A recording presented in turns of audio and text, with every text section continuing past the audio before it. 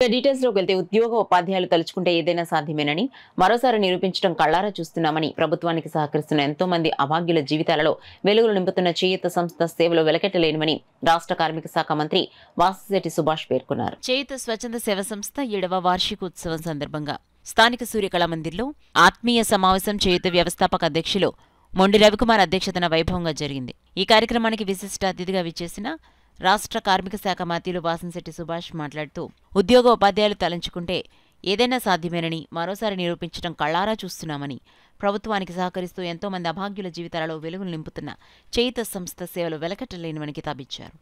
ప్రత్యేక అతిథిగా విచ్చేసిన శాసనమండలి సభ్యులు పరుచూరి అశోక్ బాబు మాట్లాడుతూ ఉవ్వెత్తున సిపిఎస్ ఉద్యమాన్ని నడిపించిన ఉద్యోగ ఉపాధ్యాయులు తాము పేద ప్రజల జీవితాలలో వెలుగులు కూడా నింపగలమని నిరూపిస్తూ 7 సంవత్సరాలుగా వెలకట్టలేని సేవలను రాష్ట్ర ప్రజలకు అందించటం చూస్తుంటే భవిష్యత్తులో ఈ చేయూత సంస్థ మరెన్నో ఉన్నత లక్ష్యాలను సాధించి కొన్ని లక్షల మంది అభాగ్యులకు అండగా నిలుస్తుందనడంలో అతిశయోక్తి లేదన్నారు. ఈ సంస్థను స్థాపించిన మొండి రవికుమార్, ఎంఏ అలీం, చింతానారాయణమూర్తి, షేక్ వల్లీ బాషా ఇతర కార్యవర్గ సభ్యులను అభినందించారు. నిత్యాన్నదానానికి సహకరిస్తున్న ఆదిత్య విద్యా సంస్థల డైరెక్టర్లు ఎన్ శృతిరెడ్డి, ఎన్ సుగుణారెడ్డిలు హాజరై చేయూత భవన్లో చిన్నారులకు తమ విద్యా సంస్థలలో ఉచిత విద్యను అందిస్తామని తెలియజేశారు. ముఖ్య అతిథులుగా విచ్చేసిన పిఠాపురం మాజీ శాసనసభ్యులు వర్మ, జనసేన జిల్లా అధ్యక్షులు తుమ్మల బాబు, జనసేన కాకినాడ సిటీ అధ్యక్షులు తోట సుధీర్, ఏపీ జేఏసీ రాష్ట్ర చైర్మన్ శివారెడ్డి, ఏపీ ఎన్జీఓ రాష్ట్ర ప్రధాన కార్యదర్శి పురుషోత్తమనాయుడు, ఎస్టీయూ రాష్ట్ర అధ్యక్షులు L Sai Srinivas, PETs association రాష్ట్ర అధ్యక్షులు Lanka George, AP NGO west Krishna జిల్లా అధ్యక్షుడు కె విద్యాసాగర్,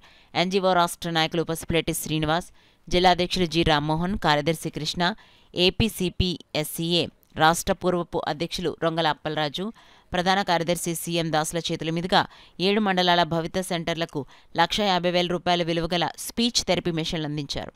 విభిన్న ప్రతిభావంతులకు ఆర్థిక సహాయం చేశారు. వీల్ చైర్లు అందించారు. వైద్యానికి చేయూతలో భాగంగా కొంతమంది లబ్ధిదారులకు ఆర్థిక సహాయం అందించారు. విద్యకు చేయూతలో భాగంగా 6 విద్యార్థులకు చెక్కులు అందించారు.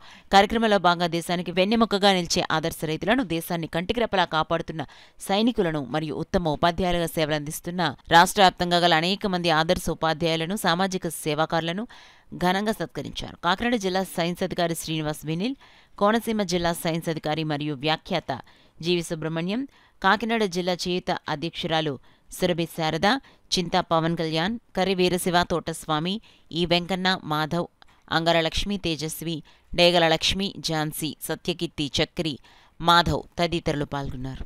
ముఖ్యంగా ఈరోజు 7వ వార్షికోత్సవం సందర్భంగా వాళ్ళు చేసే సేవా కార్యక్రమాలు కానీ, గత 7 సంవత్సరాల నుంచి వాళ్ళు చేస్తున్న సేవా కార్యక్రమాలు కానీ చూసి ఒక్కసారి ఒక ఎంప్లాయీస్ అందరూ కలిసి ఒక చోట చేరి ఇంత సేవ అంటే సుమారు 48 మంది పిల్లల్ని చావు నుంచి తప్పించిన సంస్థ ఇది. ఇలాంటి సంస్థ అనే కన్నా చేయూత దేవాలయం అని కూడా అనొచ్చు. ఎందుకంటే యాజిత్య సంస్థల వాళ్ళు సుమారు 4 సంవత్సరాల నుంచి ఉచిత అన్నదానం కార్యక్రమం చేస్తూ ఉన్నారు చేయూత సంస్థ ద్వారా. అదేవిధంగా 18 మందికి ఐ డొనేషన్ కూడా ఈ సంస్థ ద్వారా ఇవ్వడం జరిగింది. ఆర్గాన్ డొనేషన్ కోసం కూడా ముందుకొచ్చి 153 మంది మరి నమోదు చేయించుకోవడం జరిగింది. అదేవిధంగా ఇంచుమించు సుమారు 78 మంది పిల్లల్ని స్వచ్ఛందంగా బట్టల దగ్గర నుంచి అన్నీ వాళ్లే సప్లై చేసి చదివిస్తూ ఉన్నారు. ఇలాంటి సంస్థలు మరిన్ని రావాలని మనందరం మనస్ఫూర్తిగా కోరుకోవాలి. ఎందుకంటే పేదరికం ద్వారా పోయే ప్రాణాలని ఒంటి చేత్తో అడ్డుకుని వాళ్ళు తెలిసిన మట్టికి వాళ్ళు ఒక పక్క ఉద్యోగాలు చేసుకుంటూ మనం pay back to the society అని ఒక నినాదంతో వాళ్ళందరూ ముందుకొచ్చి మరి కష్టాల్లో ఉన్న వాళ్ళని అన్ని రకాలుగా ఇప్పుడు చూసాం. స్పీచ్ థెరపీ అనే ఒక మిషన్ తీసుకుని వచ్చి చాలామందికి మాట రావటం విషయంలో సాయం చేస్తూ ఉన్నారు ఈ చేయూత సంస్థ. అదేవిధంగా తలసేమియా పిల్లలకి సుమారు 35,000 యూనిట్లు ఈ సంస్థ ద్వారా తలసేమియా పిల్లలకి అందించారంటే మీరు అర్థం చేసుకోవచ్చు ఎంత కమిట్మెంట్తో ఈ చేయూత సంస్థ ముందుకెళ్తుందో. ఏదేమైనప్పటికీ వాళ్ళు ఈ చేయూత సంస్థ దేవాలయం అయితే అందులో సాయం చేసే ప్రతి సభ్యుడు కూడా దేవుడి కింద భావించవచ్చు.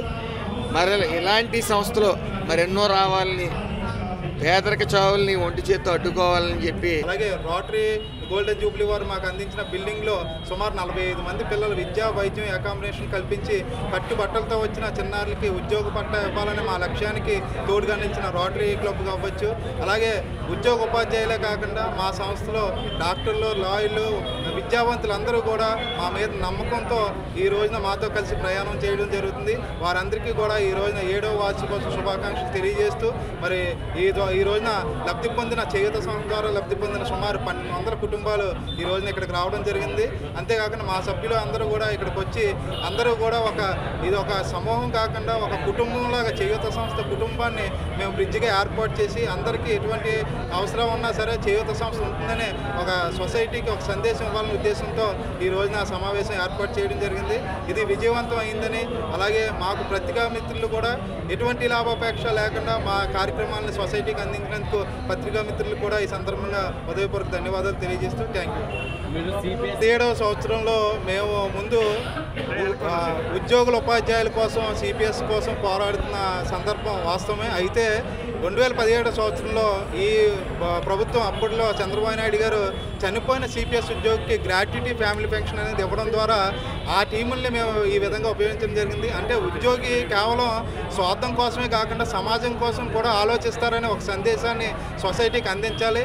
ఉద్యమం ఎప్పటికీ కూడా కొనసాగుతూనే ఉంటుంది. ఉద్యమానికి మేము ఎప్పుడు వెనకడిగేయలేదు. కాకపోతే కోవిడ్కి రావడం కానీ మరి వైఎస్ జగన్మోహన్ రెడ్డి గారు మేము చేసిన ఉద్యమాలని అనగదొక్కే పరిస్థితులు కానీ ఉన్నాయి. కాబట్టి నా మీద కూడా మరి వైఎస్ జగన్మోహన్ రెడ్డి గారి హయాంలో సీఎం ఇంటముట్టని ఇచ్చినప్పుడు నేను ఉద్యమం చేయకపోతే నా మీద ఎందుకు 4 కేసులు పెడతారని ఈ సందర్భంగా మీకు తెలియజేస్తున్నాను.